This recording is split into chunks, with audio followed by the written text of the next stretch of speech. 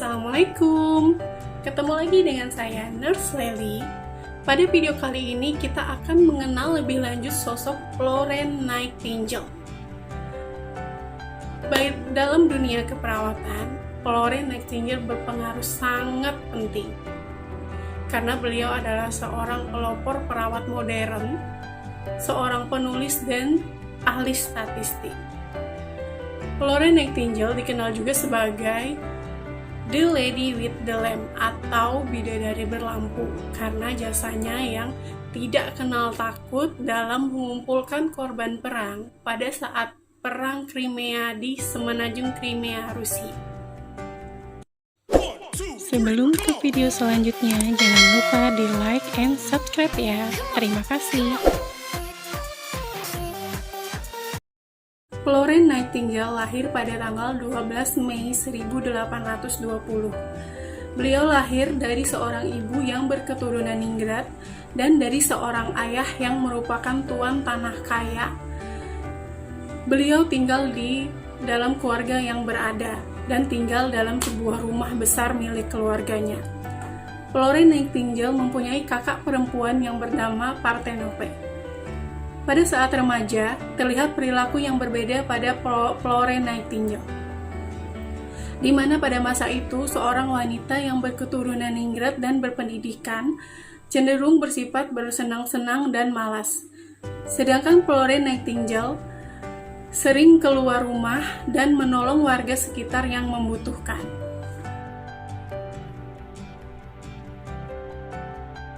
Tahun 1846, Florence Nightingale berkunjung ke Kaiserslautern, Jerman dan mengenal lebih jauh tentang rumah sakit modern pionir yang dipelopori oleh pendeta Theodor Flattner dan istrinya. Di sana Florence Nightingale terpesona pada komitmen dan kepedulian yang dipraktikkan oleh para biarawati kepada pasien. Ia jatuh cinta pada pekerjaan sosial keperawatan dan memutuskan untuk belajar merawat.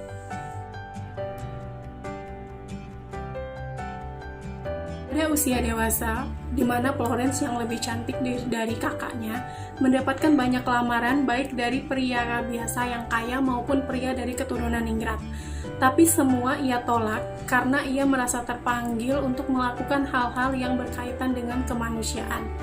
Dan ia membulatkan tekad untuk mengabdikan dirinya pada dunia keperawatan. Hal itu ditentang keras oleh ibu dan kakaknya. Karena pada masa itu di Inggris, pekerjaan perawat adalah pekerjaan yang hina dan rumah sakit merupakan tempat yang jorok. Banyak orang memanggil dokter ke rumah dan dirawat di rumah. Walaupun ayahnya setuju jika Florence bekerja dalam dunia sosial dan kemanusiaan, tetapi ayahnya tetap tidak setuju jika Florence menjadi perawat di sebuah rumah sakit. Tetapi Florence tetap bersikeras dan pergi ke Jerman untuk mendapatkan pelatihan bersama para biarawati di sana. Tanggal 12 Agustus 1853, Florence Nightingale kembali ke London dan mendapatkan pekerjaan sebagai pengawas bagian keperawatan di Institute for the Care of Sick Gentlewomen yang terletak di Harley Street, London. Di rumah sakit ini mereka menolak pasien yang beragama Katolik. Nah, di sini Florence Nightingale berargumen kepada komite rumah sakit agar mereka menerima pasien dari jenis agama apapun dan mengancam akan memundurkan diri jika argumennya tidak diterima. Akhirnya komite rumah sakit memutuskan untuk menerima argumen dari Florence Nightingale.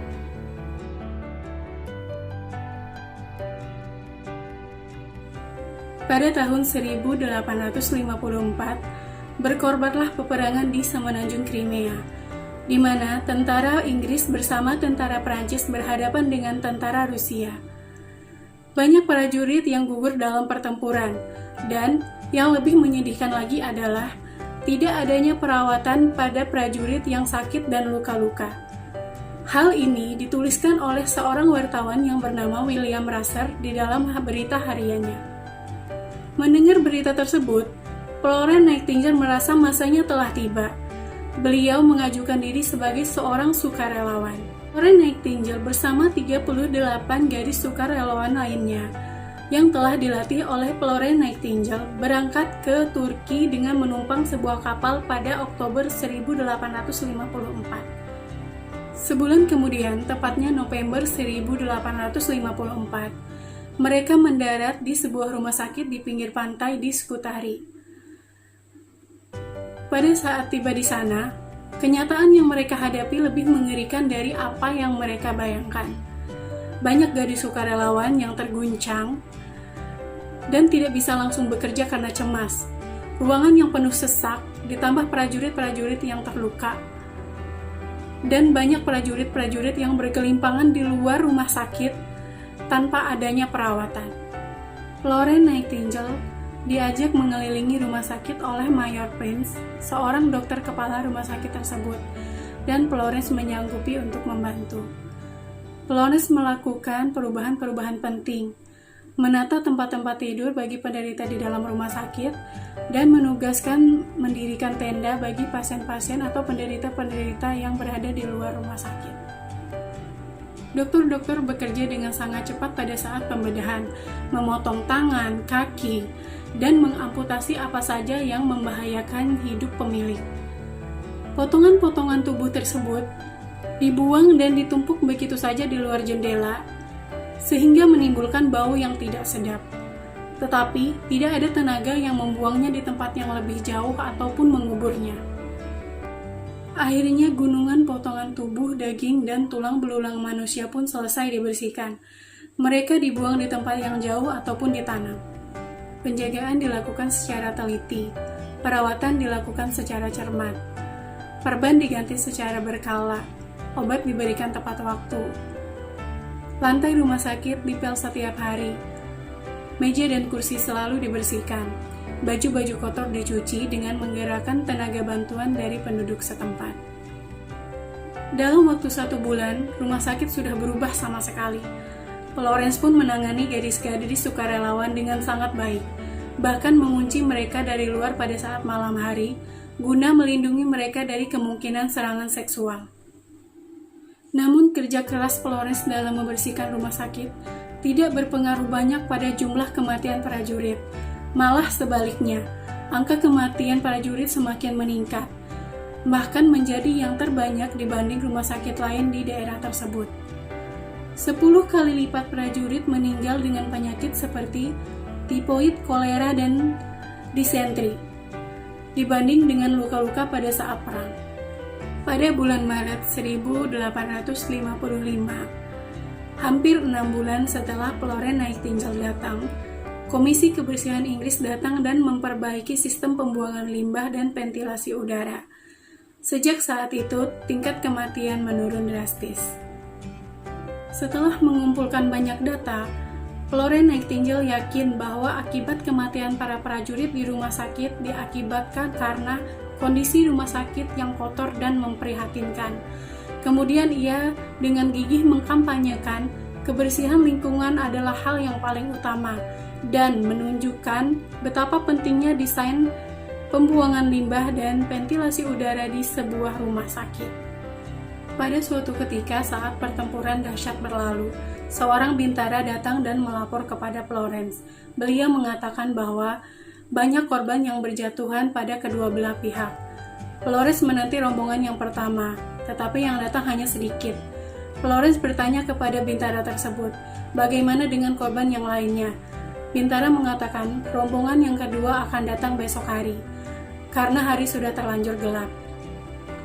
Florence memaksa bintara tersebut untuk mengantarnya ke bekas medan pertempuran untuk mengumpulkan korban-korban yang masih bisa diselamatkan. Jika karena menunggu sampai besok hari, korban-korban tersebut bisa mati karena kehabisan darah. Berangkatlah mereka berenam. Florence hanya satu-satunya wanita di sana. Dengan berbekal lentera, Florence membalik dan memeriksa tubuh-tubuh yang bergelimpangan, membawa siapa saja yang masih bisa diselamatkan. Semenjak pada saat itu, setiap terjadi pertempuran, pada malam harinya Florence berkeliling menggunakan lampu, mencari prajurit-prajurit yang masih hidup, dan mulailah ia dikenal sebagai bidadari berlampu yang menolong di gelap gulita. Pada Perang Crimea, Florence Nightingale mendapatkan nama bidadari berlampu.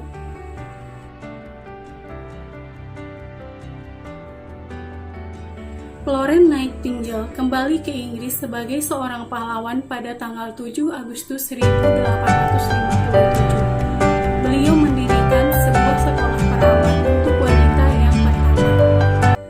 Beliau berargumen bahwa dengan adanya sekolah perawat, maka profesi perawat akan lebih dihargai.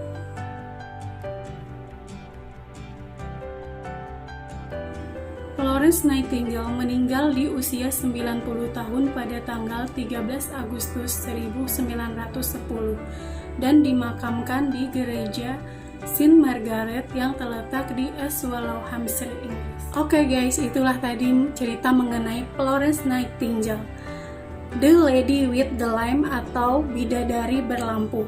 Beliau lahir pada tanggal 12 Mei 1820, yang dimana pada hari kelahirannya setiap tanggal 12 Mei diperingati sebagai International Nurse Day atau Hari Perawat Sedunia. Terima kasih sudah menonton. Mohon maaf jika ada kesalahan. Jangan lupa komen, like, and subscribe ya. Terima kasih.